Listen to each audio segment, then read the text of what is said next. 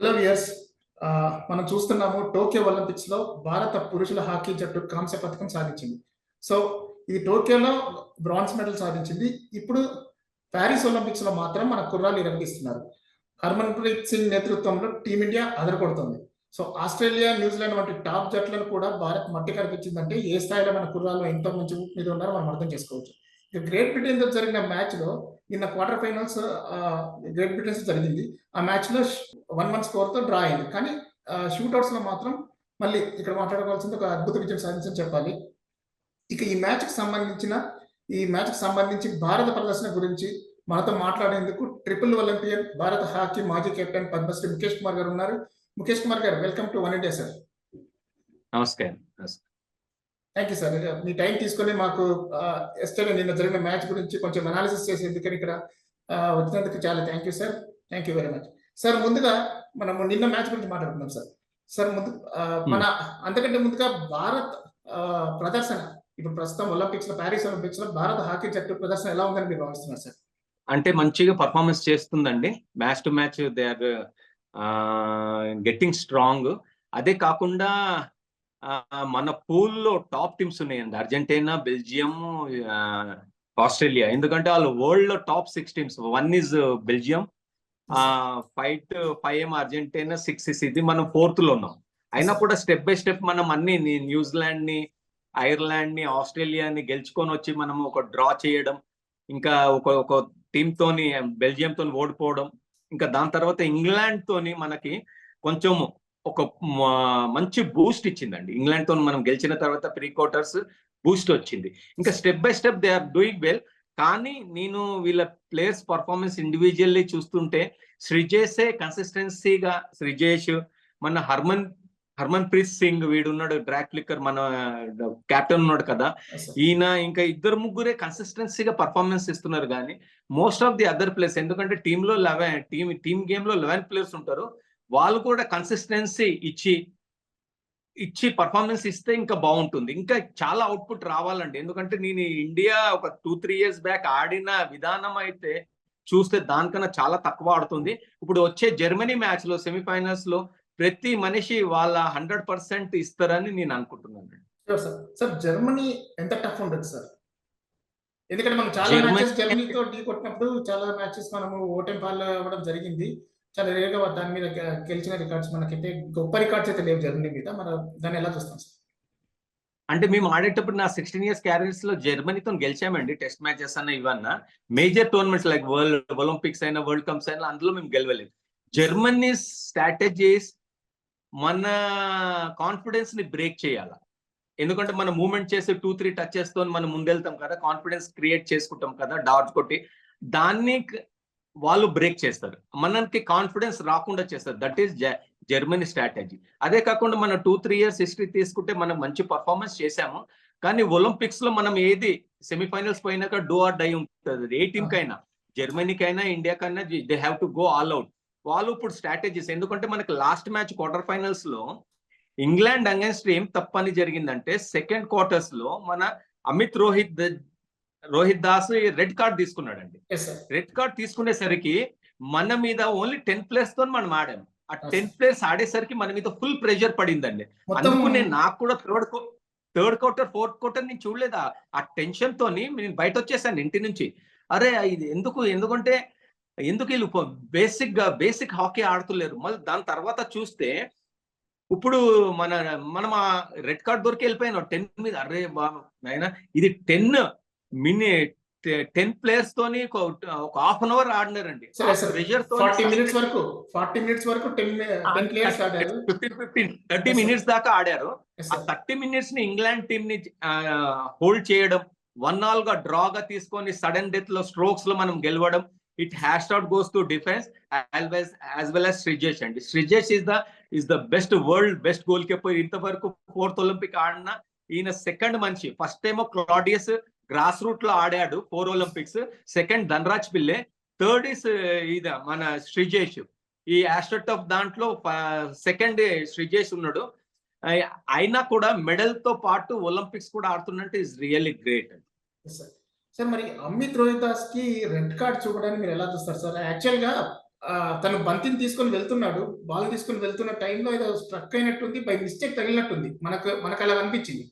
తన కల్నన్ ముఖానికి అదేదో ఇట్ వాస్ నాట్ పర్పస్లీ యాక్చువల్గా, అదేదో బై మిస్టేక్ జరిగింది.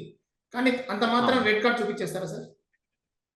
అంటే ఏంది ఇవాళ రేపండి మోస్ట్ ఆఫ్ ది గోరాస్ మనం అనుకుంటాము, గోరాస్ నా పూరే ఎప్పుడు వీళ్ళ యూరోపియన్స్ కి సపోర్ట్ చేస్తారు, వాళ్ళకే సపోర్ట్ చేస్తారండి.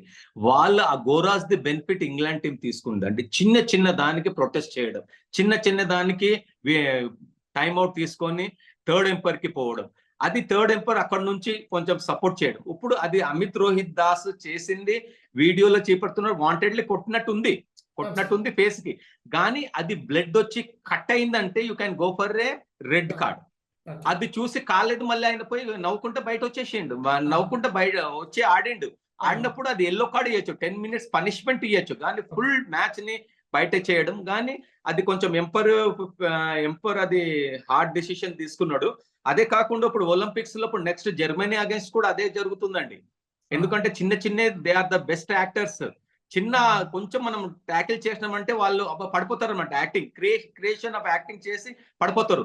దాన్ని మనం ప్రొటెస్ట్ చేసి ఎంపర్ కొంచెం మనకు సపోర్ట్ అంటే ఉన్నది చూసి చేస్తే బాగుంటుంది, కానీ వాళ్ళు యాక్టింగ్ కొంచెం చేస్తారు. మన ఫార్వర్డ్ లైన్ కి అట్లా రాదండి. ఇఫ్ దే గో టు మన డీలో వెళ్తారు కదా, కార్నర్స్ లో పోయేటప్పుడు మనం షార్ట్ కార్నర్స్ మేకింగ్ చేసినప్పుడు వాళ్ళు స్టిక్ టు స్టిక్ తగులుతుంది. స్టిక్ టు స్టిక్ తగిలినప్పుడు మనం స్టిక్ కొంచెం వదిలేయాలన్నమాట. వదిలేస్తే అరే హార్ట్ ట్యాకిల్ అని షార్ట్ కార్నర్ ఇస్తారు. ఇట్లాంటి మేకింగ్స్ మన యంగ్ పిల్లలకి, ఇప్పుడు ఇండియన్ పిల్లలకి ఇంకా వస్తలేదు. కొన్ని మనం కొంచెం యాక్టింగ్ చేయాలి, చేసి అపోనెంట్ కి కొంచెం నెగిటివ్ గా క్రియేట్ చేస్తే it will be very good అని నేను అనుకుంటున్నాను. సార్ అంటే యాక్టింగ్ అనేది మీరు స్ట్రాటజీలో భాగమని చెప్తారా? తప్పకుండా అండి. Acting, creation of short corners are the part of the game అండి. ఇప్పుడు మీరు ఎగ్జాంపుల్ ఫుట్బాల్ కూడా చూసుకోండి, ఎట్లా బట్టలు పట్టి గుంస్తారు, ఇది చేస్తారు, చేస్తా ఉంటారు ప్రతి. ఎందుకంటే ప్రతిదీ మనకు 2 times మనం ఎంపైర్ కి రివ్యూ తీసుకొచ్చండి, కానీ అది పాస్ అవుతా ఉంటే లేదా రివ్యూస్ ఇంకా ఎక్కువ అవుతా ఉంటుంది. అందుకనే most of the reviews they won't take అన్నమాట. అదే ఇదైతుంది. మన ఇండియన్ ప్లేయర్స్ లాస్ట్ మినిట్ దాకా పెట్టుకుంటారండి ఆ రివ్యూస్. ఏమన్నా ఇంపార్టెంట్ ఉండేటప్పుడు వాళ్ళ డీలో ఏదైనా కాలకు తగిలి హార్ట్ ట్యాకిల్ అయినప్పుడు రివ్యూ తీసుకోరు. మళ్ళీ క్యాప్టెన్ హ్యాస్ టు డిసైడ్ అనమాట. అప్పుడు దాకా ఆ కౌంటర్ ముందెళ్ళిపోతుంది, బాల్ ముందెళ్ళిపోయి మళ్ళీ నార్మల్ గేమ్ లో వచ్చేస్తుంది. అందుకని కొన్ని డిసిషన్స్ ఫార్వర్డ్ లో నువ్వు తీసుకోవాలి, ఆఫ్లైన్ లో నువ్వు తీసుకోవాలి, బ్యాక్ లో నువ్వు తీసుకోవాలి. అట్లాంటి కొన్ని మార్కులు చేసిరంటే కోచ్ బాగుంటుందని నేను అనుకుంటున్నాను. సార్ ఇప్పుడు మరి ఇండియన్ టీమ్ ప్లేయర్స్ రేస్ చేసినప్పుడు ఎంపైర్స్ ఏమో వీళ్ళని నో అని చెప్తున్నారు, వీళ్ళ అబ్జెక్షన్స్ కి ఓవర్ చేస్తున్నారు. అదే when foreign players are reaching out to them, అప్పుడు మాత్రం they are going for review. So దీని మీద చాలా డౌట్స్ ఉన్నాయి చూసే వాళ్ళకి కానీ, లేదంటే అక్కడ ఉన్న స్టాఫ్, కోచ్ కి, ఇతరత్ర ఇండియన్ టీమ్ కి కూడా చాలా డౌట్స్ ఉన్నాయి సార్. దీన్ని మీరు ఎలా చూస్తారు సార్? అసలు ఎంపైరింగ్ మీరు ఇది 5th మ్యాచ్ మనం చూసాం, అన్ని మ్యాచెస్. కొన్ని ఎంపైర్ అంటారు అది కాదంటాడు. ఒక మ్యాచ్ లో అగేన్స్ట్ అర్జెంటీనా ఏదో మ్యాచ్ లో యాక్చువల్లీ కాదంటాడు, ఎంపైర్ డెసిషన్ తీసేసుకున్నాడు. థర్డ్ ఎంపైర్ చెప్తాడు అది రాంగ్ అంటాడు, రాంగ్ నువ్వు ఇది స్ట్రోక్ ఏదో అంటాడు. మళ్ళీ వేరే ఎంపైర్ ఇప్పుడు ఈ ఎంపైర్ అడిగినప్పుడు ఈ ఎంపైర్ థర్డ్ ఎంపైర్ చెప్తాడు. మళ్ళీ ముందు ఎంపైర్ వచ్చి వద్దు నువ్వు చేకు, ఆ రెడ్ కార్డ్ స్ట్రోక్ ఉంది, అది అర్జెంటీనా అగేన్స్ట్ ఆ కోచ్ అంటే ఈ థర్డ్ ఎంపైర్ అంటాడు అది స్ట్రోక్, కానీ వేరే ముందు ఎంపైర్ స్ట్రోక్ ఇయ్యకు, షార్ట్ కార్నర్ ఇవ్వమంటాడు. ఆ ముందు ఎంపైర్ వచ్చి షార్ట్ కార్నర్ ఇస్తాడు. ఎందుకు? థర్డ్ ఎంపైర్ ఉన్న తర్వాత వీడు ముందోడు ఎంపైర్ వచ్చి చెప్పడం ఎందుకు? అది ప్రొటెస్ట్ చేయదు. ఎందుకంటే FIH లో మన ప్రెసిడెంట్ ఉండే అండి బత్రా అనేసి, అప్పుడు మనకి ఎవరు అందరు ఫేవర్ గా అంటే ఉన్నది ఉన్నట్టు చెప్తుండే. ఇప్పుడు లేనందుకు ఇప్పుడు యూరోపియన్స్ ఉండేటప్పుడు మన ఏషియన్ టీమ్ ని రానియకుండా చూస్తా ఉంటారు అనమాట, వాళ్ళ డామినేషన్ చేస్తా ఉంటారు అంతే. సపోర్టింగ్ వాళ్ళే చేస్తా ఉంటారు. ఇంకా దీనికి ప్రొటెస్ట్ ఎవరు చేస్తారు? ప్రొటెస్ట్ కోచ్ చేసిందనుకో, కోచ్ కూడా యూరోపియన్ కంట్రీ అతనే, ఫారెన్ కోచే. మళ్ళీ వానికి నెక్స్ట్ ఫ్యూచర్ లో వాడు ఏమైనా ప్రొటెస్ట్ చేసింది అనుకో FIH లో, ఇది రాంగ్ ఇట్లా ప్రొటెస్ట్ చేసింది అనుకో, ఆయనకి నెక్స్ట్ వరల్డ్ కోచింగ్ కి ఆయనకు ఇయ్యరు. ఎందుకంటే ఆ వరల్డ్ కోచింగ్ లో టాప్ 7 కోచెస్ ఉంటేనే ఎవరైనా కోచెస్ మీరు మీ కంట్రీకి కోచ్ పెట్టుకోవచ్చు. ఆ వరల్డ్ 7 లోనే ఈయన ఉన్నాడు. మనం ఇండియన్ టీమ్ గా కోచ్ గా ఆయన పెట్టుకున్నాం. ఫస్ట్ బెల్జియం కు ఉండే ఈయన, ఓకే ఓకే. మళ్ళీ కోచెస్ ప్రొటెస్ట్ చేయరు, ఎందుకునైనా మళ్ళీ నా నా బ్రెడ్ అండ్ బటర్ పోతుందని భయపడి ఇక కోచెస్ కూడా ఏం చేయరు, చలో ఆడుకో చేసుకో అని. Okay okay.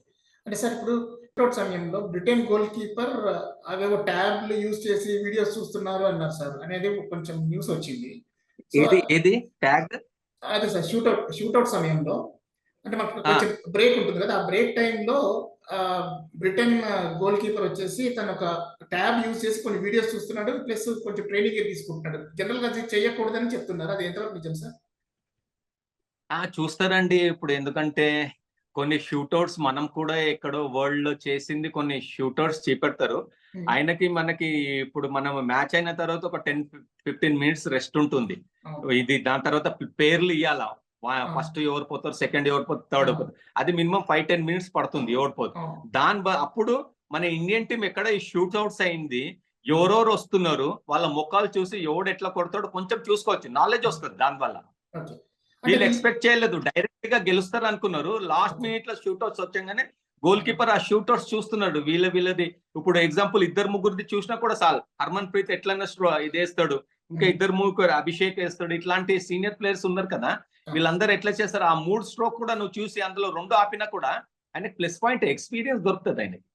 అంటే ఈ ట్యాబ్స్ అనేవి లోపలికి తీసుకురావచ్చా సార్? అలౌడ్ లేదుగా. ట్యాగ్ అంటే అండి? ట్యాబ్ సార్, ట్యాబ్ మామూలు ట్యాబ్ వీడియోస్ చూసేదానికి ట్యాబ్. కోచెస్ అలౌడ్ లేదు, కోచెస్ అలౌడ్ అండి ట్యాబ్. ఓకే కోచెస్ అవన్నీ అంటే ఇది వీడియో ఈ ట్యాబ్స్ ఉండో, ఈ ప్లేయింగ్ ట్యాబ్స్ ఉంటాయి. Okay okay. అంటే ఇప్పుడు కోచెస్ కూడా మన ఫారెన్ కోచెస్ కూడా ఇప్పుడు 10 మినిట్స్ ఎవరు ఆడాలా ట్యాబ్ లోనే ఉంటది అన్ని. 10 మినిట్స్ ఫస్ట్ 11 వీళ్ళు ఆడతారు, 10 మినిట్స్ తర్వాత 4 వచ్చేస్తారు, మళ్ళీ 5 మినిట్స్ తర్వాత వీళ్ళు 4 వచ్చేస్తారు, మళ్ళీ 10 మినిట్స్ వీళ్ళు ఆడతారు, వీళ్ళు అన్ని దీంతోనే అన్ని కంప్యూటరైజ్ అండి అక్కడంతా. ఓకే. ఎందుకంటే ఇప్పుడు ఇండియన్ హాకీ ఫెడరేషన్ రేస్ చేస్తున్న కన్సర్న్ ఏంటంటే, ఈ ఏదైతే ఆ 10 మినిట్స్ గ్యాప్ ఉందో ఆ గ్యాప్ లో గోల్ కీపర్ కొన్ని వీడియోస్ చూస్తున్నారు, ట్రైనింగ్ వీడియోస్ చూస్తున్నారు. సో అది దాన్ని వీళ్ళు తప్పు పడుతున్నారు, అలా చూడకూడదు, అలాంటి అది రూల్ కాదు, అసలు ట్యాబ్స్ నాట్ అలౌడ్ కదా. నాట్ అలౌడ్ ఎఫ్ఐహెచ్ అక్కడ టెక్నికల్ డెలిగేట్ ఏం చేస్తుందండి అంటే, ఇప్పుడు టెక్నికల్ డెలిగేట్ అక్కడ 5-6 మంది బెంచ్ లో కూర్చొని ఉంటారు, వాళ్ళందరూ అన్ని అబ్జర్వేషన్ చెయ్యాలి. ఇప్పుడు మనం ఇండియన్ టీం చేసిన తర్వాత ఇప్పుడు ఏం చేయలేం కదా దాన్ని, అప్పటికప్పుడు చేసి మన కోచ్ అన్న అసిస్టెంట్ కోచ్ అన్న చెప్పు వాడు ట్యాప్ చూస్తున్నాడు అని చెప్తే అప్పటికప్పుడు ప్రొటెస్ట్ చేసి తీసేస్తారు. అంతా అయిపోయిన తర్వాత ప్రొటెస్ట్ చేస్తే ఏం చేయలేము, మళ్ళీ వాళ్ళంటారు ఇంత ఫైన్ కట్టండి, ఏం ప్రూఫ్ ఉంది, ప్రూఫ్ ఉంటే అంటే ఇప్పుడు ఏం కెమెరాస్ దాని మీద పడలేదు కదా, చూసింది నార్మల్ పర్సన్స్, ఏమైనా వీడియో రికార్డింగ్ ఉందా, ఒకసారి చూసినా కూడా ఇప్పుడు మనం ఓడిపోలేదు, ఇప్పుడు ఏం చేయలేం దాన్ని, ఓడిపోయినాం అంటే కూడా అది డిసిషన్ తీసుకోరు, ఓన్లీ అప్పటికప్పుడు ఎవ్రీథింగ్ ఈజ్ గ్రౌండ్ లోనే యాక్షన్ చేయాలి. అయిపోయిన తర్వాత ఫెడరేషన్ ఇప్పుడు అండి ఎగ్జాంపుల్ మనకి కొంచెం ఏదో హాకీ ఇండియాలో కొంచెం బడ్జెట్ వచ్చిందండి, ఇప్పుడు ఎందుకంటే వీళ్ళంతా ఆల్ సెక్రటరీస్ పోయి అక్కడ పోయి చూడడం ఏం చేస్తారు, హోటల్లో ఎంజాయ్మెంట్ చేస్తారా? ఇప్పుడు మన సెకండ్ స్ట్రింగ్ కి మనం ఇప్పుడు వరకు ప్లానింగ్ లేదు, ఇప్పుడు హర్మన్ ప్రీత్ సింగ్, శ్రీజేష్ ఇద్దరు ముగ్గురు రిటైర్డ్ అవుతున్నారు ఈ ఒలింపిక్స్ తర్వాత, సెకండ్ స్ట్రింగ్ ఎవరు ఉన్నారు? మళ్ళీ వరల్డ్ హాకీ మన డౌన్ అయిపోవాలి నా హాకీలో వరల్డ్ లో. పిల్లల మీద ఖర్చు పెట్టండి, అంతేగాని సెక్రటరీస్ నేను నెక్స్ట్ ప్రెసిడెంట్ అయితా సెక్రటరీ అయితా అని పోయేసి, ఇప్పుడు చూడండి ఒక లాస్ట్ నేను విన్నాను ఒక 15 or 20 secretaries they are planning already వెంట అనుకుంటా వీసాస్ తీసుకుంటున్నారు ఆల్ సెక్రటరీస్. ఇవన్నీ రాంగ్, ఎందుకంటే మనకేదో కష్టంగా ఒరిస్సా గవర్నమెంట్ సపోర్ట్ చేసింది, దాని తర్వాత sports of India exposures 8 to 10 exposures international senior team కి ఇస్తుంది, అంతేగాని అంతే ఉండాలి. కానీ ఇప్పుడు మనకు ఉన్న పైసలు ఇప్పుడు సెకండ్ స్ట్రింగ్ కి కొన్ని సాయి కొన్ని మనకి ఇవ్వండి, స్పోర్ట్స్ ఆఫ్ ఇండియా జూనియర్స్ కి ఇవ్వదు, ఓన్లీ 2-3 ఎక్స్పోజర్స్ ఇస్తాయి. అట్లాంటప్పుడు ఆ పైసని మనం జూనియర్స్ మీద డెవలప్మెంట్ ఆఫ్ హాకీ అని దాని మీద పెట్టి వాళ్ళకి ఎక్స్పోజర్ కొరియాతోను జపాన్ తోని ఇట్లాంటి వీళ్ళు ఎక్స్పోజర్ చేస్తా ఉంటే పిల్లలు నెక్స్ట్ సెకండ్ స్ట్రింగ్ అవుతుంది. ఇప్పుడు మన క్రికెట్ లో ఎగ్జాంపుల్ ఐపీఎల్ వల్ల సెకండ్ స్ట్రింగ్ దొరికిపోతుందండి మనకి, మన హాకీలో ఎక్కడ దొరుకుతుంది సెకండ్ స్ట్రింగ్, ఎక్కడ దొరుకుతుంది, ఎక్కడ మీరు ప్లానింగ్ చేస్తుంది ఫెడరేషన్? సార్ మీరు నో ప్లానింగ్ సార్, మీరు ఫెడరేషన్ మీద ఆరోపణలు చేస్తారు, కాంట్రవర్షియల్ స్టేట్మెంట్స్ అనుకోవచ్చా? ఆరోపణలు కాదు, ఇప్పుడు మీరు కొత్త టెక్నికల్ లాంగ్వేజ్ యూజ్ చేయకండి, ఆరోపణలు కాదు, దే హ్యావ్ టు ప్లాన్. ఇప్పుడు ఈ ఆరోపణల్ని హెడ్ లైన్స్ చేసేసి ఇవన్నీ కాదు, ఉన్నది ఉన్నట్టు ఆ నేనేదో ఆరోపణలు చేసేసి అట్లని కాదు. ఇప్పుడు అంటే మన మీరు సెకండ్ స్ట్రింగ్ రిటైర్డ్ అయిన తర్వాత ఎవరున్నారు పిల్లలు? ఎవరు సార్ డ్రాక్ ఫ్లిక్కర్ జూనియర్స్ లో వస్తున్నారు సీనియర్స్ కి. మీ ఆలోచన చాలా అది బాగుంది సార్. Yes sir. మీరు ఐపీఎల్ తో పోల్చి చూసారు. మీ ఆలోచన చాలా బాగుంది. I welcome that. అయితే ఇక్కడ మీరు చాలా ఓపెన్ గా చెప్తున్నారు ఫెడరేషన్ మీద. సో అది దాన్ని నేను జస్ట్ స్ట్రెస్ చేస్తున్నా. అది మీరు ఇప్పుడు మనం ఒలింపిక్ లో మాట్లాడుకుంటులేము. వాడు ఆరోపణ చేసిండు, నేను ఆరోపణ చేసిన అది మాట్లాడుకుంటు. ఇప్పుడు నెక్స్ట్ మీరు ఒలింపిక్ గురించి మాట్లాడు. Right sir. ఓకే. నేను I move on to next question sir. ఇప్పుడు మొత్తం ప్రపంచం అంతా మన గోల్ కీపర్ మన శ్రీజేష్ మీదనే మొత్తము మాట్లాడుతున్నారు. అతని మీద పొగడ్తల వర్షం కురిపిస్తుంది సార్. సో శ్రీజేష్ రోల్ ఇది తెలిసి ఇది తనకి లాస్ట్ ఒలింపిక్స్. తను డిక్లేర్ చేశారు తనకి ఇది చిట్టి చివరి ఒలింపిక్స్ అని. తన రోల్ ఎలా ఉండబోతుంది సార్ ఇక్కడ నుంచి? బికాస్ నెక్స్ట్ సెమీస్ అంటే is a senior most experience player. ఇప్పుడు నిన్న గెలిచింది ఒక 2-3 మ్యాచెస్ లో బెస్ట్ పర్ఫార్మెన్స్ ఉంది. హెడ్ వెయిట్ గా తీసుకోకూడదు ఏ ప్లేయర్ అయినా కూడా. మీరు హెడ్ వెయిట్ గా తీసుకున్నారంటే ఓవర్ కాన్ఫిడెన్స్ వస్తుంది. ఓవర్ కాన్ఫిడెన్స్ రిలాక్సేషన్ ఏం కాదు ఈజీగా గెలవచ్చు అని ఓవర్ కాన్ఫిడెన్స్. ఎప్పుడు స్పోర్ట్స్ లో చిన్న టీం అయినా పెద్ద టీం అయినా ఈజీ తీసుకోకూడదు. నువ్వు గెలిచి దాని తర్వాత అప్పుడు రిలాక్స్ కా. అంతేగాని బిఫోర్ ఈజీ మ్యాచ్ అని అనుకున్నారు అనుకోండి, అది ఎందుకంటే బాడీలో లాక్టిక్ యాసిడ్ పెరిగిపోతుంది. లాక్టిక్ యాసిడ్ ఈజీ అనేసరికి 1 hour అవ్వేసరికి మనం పర్ఫార్మెన్స్ ఆ స్టేజ్ అందులో రాం.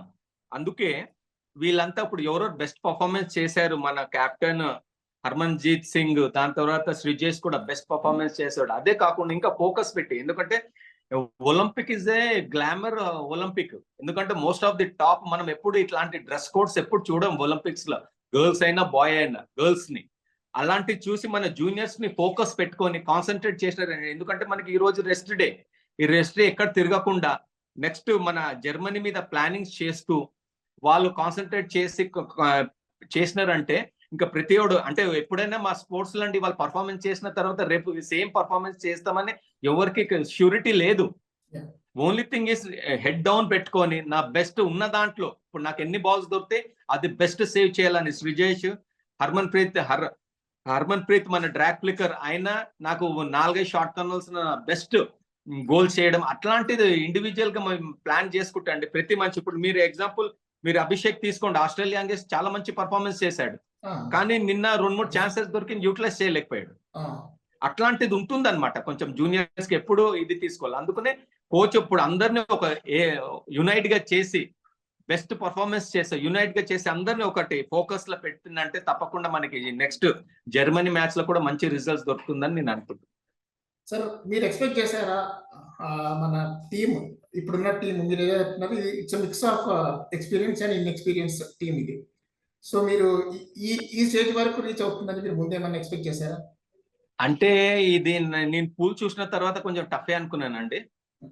ఎందుకంటే మనకి వరల్డ్ టాప్ 6 టీమ్స్ మన టీంలోనే ఉంది. Belgium, Argentina, Australia. వాళ్ళు ఒక్కసారేమో Argentina world champions, Belgium olympic champions, Australia కూడా they are the best in 3 లో ఉంటారు ఎప్పుడు ఏదైనా వరల్డ్ కప్ అయినా ఒలింపిక్ లో అయినా కూడా.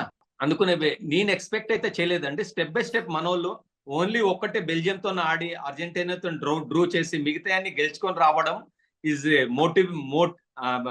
ఇండివిజువల్ గా మోటివేషన్ ప్లేయర్స్ కి జరిగింది. అదే కాకుండా ఇంకా వచ్చే దాంట్లో ఇప్పుడు డూ ఆర్ డై మ్యాచ్ అనమాట. ఆల్అౌట్ వెళ్ళాలి. ఆల్అౌట్ వెళ్తేనే బాగుంటుంది. ఎందుకంటే ఇన్ని మ్యాచెస్ పర్ఫార్మెన్స్ చేసి లాస్ట్ మ్యాచ్ లో క్యాజువల్ తీసుకున్నారంటే బాగుండదు. వాళ్ళు Germans they break your moments. ఆ బ్రేక్ ని మూమెంట్ కాకుండా ఎలాంటిది మీరు ఇది చేస్తారో చూసుకొని రూల్స్ ప్రకారం మీరు ఆడి. ఎందుకంటే లాస్ట్ టైం అమిత్ రోహిత్ దాస్ పోయినందుకు మన మీద చాలా ప్రెషర్ పడింది లాస్ట్ మ్యాచ్ లో. ఇప్పుడు అట్లా కాకుండా ఎల్లో కార్డ్ రెడ్ కార్డ్ తీసుకోకుండా ఫెయిర్ గేమ్ తో ఆడితే బాగుంటుందని నేను అనుకుంటున్నాను. అవును సార్. ఇప్పుడు అమిత్ రోహిత్ దాస్ కూడా నెక్స్ట్ మ్యాచ్ లో మనకు అందుబాటులో ఉండకపోవచ్చు. అతని మీద ఒక మ్యాచ్ ఇప్పుడు వీళ్ళు కాదు యాక్చువల్లీ మా టైంలో రూల్స్ ఒకటి ఉండే అండి. ఒక రెడ్ కార్డ్ దొరికితే నెక్స్ట్ మ్యాచ్ అవుట్ అనేసి, ఆ మ్యాచ్ నెక్స్ట్ మ్యాచ్. మళ్ళీ ఇప్పుడు రూల్స్ చేంజ్ అయింది. ఎట్లా అయిందంటే మా టైంలో ఓన్లీ పూల్ నుంచి 6 మంది పూల్ నుంచి సెమీఫైనల్స్ కే. ఇప్పుడేమో పూల్ నుంచి 4 క్వార్టర్ ఫైనల్స్ కూడా వచ్చింది. ఇప్పుడేమన్నా మనోళ్ళు వీడు వీడియో చూసిండు అది చూసుకోకుండా మన ఫెడరేషన్ అక్కడ పోయి కూర్చొని ఉంది 20 మంది. వాళ్ళు ఒక ప్రొటెస్ట్ పెట్టి వీది డెలిబరేట్ కాదు, ఆయనకు బ్లడ్ రాలేదు, kindly consider to allow to place semifinal do or die match. Pool అంటే మేము వదిలేస్తుండే అన్ని వీళ్ళు ఒక రిప్రజెంటేషన్ పెడితే ఒకటి జరుగుతుంది. ఒక మీటింగ్ ఇవాళ కూర్చుంటది 3-4 అవును o'clock sir. In the afternoon ఒక దే ఒక విల్ లెటర్ అయితే క్లియర్ రాశారు. ప్లేయర్. అది ఆ టైంలో రూల్స్ ఉండే. ఇప్పుడు ఏమైనా రూల్స్ చేంజ్ అయిందో తెలియదు. Okay sir. మరి మీరైతే 3 ఒలింపిక్స్ లో మీరు భారత్ కు రిప్రజెంట్ చేశారు సార్. సరే, అప్పటికి ఇప్పటికి మీరు గమనించిన తేడా ఏంటి సార్?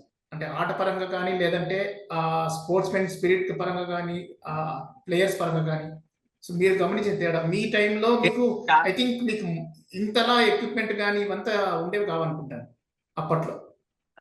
తేడా అంటే డిఫరెన్స్ చాలా ఉందండి. మా టైంలో ఇండియన్ కోచెస్ ఉన్నారు. మేము ఫుల్ మ్యాచెస్ ఆడతాం అనమాట. నేనైనా, ధనరాజ్ పిల్లి, పర్గత్ సింగ్ అని ఎవరైనా కూడా ఫుల్ మ్యాచెస్ ఆడతాము. ఇప్పుడు ఫారెన్ కోచెస్ వచ్చిన తర్వాత 10 minutes పవర్ గేమ్ స్టార్ట్ అయిపోయిందండి. పవర్ గేమ్ వాళ్ళు ఫుల్ ఫోకస్ దీని మీద వెయిట్ ట్రైనింగ్ పవర్ మీద ఇస్తారనమాట. నేను ఆల్రెడీ ఒక 2 months ఇండియన్ టీమ్ కోచ్ గా వెళ్ళాను. అసిస్టెంట్ కోచ్ ఆస్ట్రేలియన్ కోచ్ తో చేస్తే పవర్ గేమ్ అండి. Power game. దాని తర్వాత మా టైంలో కొంచెం 25 తర్వాత స్కిల్స్ ఉండేదండి. స్కిల్స్, రిటర్న్ స్కిల్స్ ఉండేది, ఇండివిజువల్ స్కిల్స్ ఉండేది. షార్ట్ కర్నల్స్ అయితే మినిమం 9-10 ప్రతి మ్యాచ్ లో మేము తెచ్చేవాళ్ళం. కానీ ఇప్పుడు ఫ్లాంక్ టు ఫ్లాంక్ చేంజ్ మంచి అవుతుంది. పవర్ గేమ్ చాలా ప్లస్ పాయింట్ అవుతుంది. షార్ట్ కర్నల్స్ మీదనే మనకి వరల్డ్ టాప్ టీమ్స్ అంతా షార్ట్ కర్నల్ మీద డిపెండ్ అయ్యింది. ఆ షార్ట్ కర్నల్ మీద సక్సెస్ దొరుకుతుంది. కానీ ఫార్వర్డ్ లైన్ ఒక్కటే మనం వాళ్ళ అపోనెంట్ 25 తర్వాత మనం పోయిన తర్వాత షార్ట్ కర్నల్స్ చేయలేకపోతున్నారు. అంటే అంత స్కిల్ఫుల్ ప్లేయర్స్ లేరు. ఓన్లీ స్పీడ్ గా పవర్ గా ఆడుకుంటున్నారు. కానీ ఇందులో కొంచెం స్కిల్స్ ఇండివిజువల్ స్కిల్స్ ఉంటే ఇంకా వరల్డ్ లకు మన ఇండియా కూడా మళ్ళీ పాత హిస్టరీ తేవచ్చని నేను అనుకుంటున్నాను. సార్, ఇప్పుడు మీరు అసిస్టెంట్ కోచ్ గా చేశానంటున్నారు. ఎందుకని ఇండియన్స్ కి ఇంపార్టెన్స్ ఇవ్వట్లేదు సార్? కోచ్ పరంగా ఇండియన్స్ కి మన ఇండియన్స్ ఉండకూడదండి. కాదు, ఇండియన్స్ ఉండకూడదు. మీకే ఎగ్జాంపుల్ ఇస్తాను. ఇప్పుడు మీరు ఒక ఛానల్ కి టాప్ CEO అయినారు అనుకోండి. ఒక 5-6 మంది మీ రిలేటివ్స్ ఉంటారా లేదా? ఎగ్జాంపుల్ ఎవరో బేసిక్ నువ్వు అంటూ అరే నువ్వు అక్కడ ఇది చేసుకోరా, బేసిక్ చేసుకోరా, కెమెరానో ఇదో ఏబిసిడి చేసుకో, ఏదో నేను ఉద్యోగం పెట్టేస్తాను, నువ్వు ఇంటికి వచ్చాగానే ఎవరో ఒకరు ప్రెజర్ వేయడం, ఎవరికి ఇంటి ఈరా ఉద్యోగం అంటారు. అందుకే ఇండియన్ కోచెస్ కూడా వాడు అలా స్టేట్ పోతే నైనా నువ్వు ఉండి మన ఎగ్జాంపుల్ పంజాబ్ కి ఏం చేసినావు అంటాడు. వాడిని జూనియర్ నుంచి సీనియర్ కి ఒక్కడో ఇద్దరునో రికమెండ్ చేసుకుంటాడు వాడు. అందుకని ఇండియన్స్ ఉండకూడదు. ఫారెన్ కోచ్ ఒక రెస్పాన్సిబిలిటీ ఉంటుంది, వానికి ఒక టార్గెట్ ఉంటుంది. ఇండియా కోచెస్ ఏం చేస్తారు? ఒక ఫెడరేషన్ ని ప్రెసిడెంట్ కో సెక్రటరీ సార్ కొంచెం ఇవ్వండి. అరే నేను నువ్వు ప్రూవ్ చేయరా భయ్, ప్రూవ్ చేసి తీసుకో. ప్రూవ్ చేయరు, వెనుక పడతాం. మన ఇండియన్ మెంటాలిటీ ఎట్లుంటది? లింక్స్ వేయడము, అదే వేయడము. ఇప్పుడు ఫారెన్ కోచ్ వచ్చిన తర్వాత మీరు డిఫరెన్స్ చూడండి. హాకీలో మెడల్స్ ఇప్పుడు వరల్డ్ లో నేను ఆడేటప్పుడు 16 years అప్పుడు 6-7 లోనే ఉన్నాం, 8 ఏషియన్ గేమ్ లో 1 లో ఉన్నాం. After 32 years గెలిచినాం. కానీ ఇప్పుడు వరల్డ్ కప్ లోనే ఒలింపిక్స్ లోనే అంత లేము. ఇప్పుడు అంతా మేము ఆడేటప్పుడు ఆస్ట్రేలియా, జర్మనీ, ఇంకా ఇంగ్లాండ్, స్పెయిన్ అంటే భయపడుతుండే. ఇప్పుడు వీళ్ళ పిల్లలు ఈజీగా కొడుతున్నారు. దేనికి? What is the reason? Foreign కోచెసే కదా.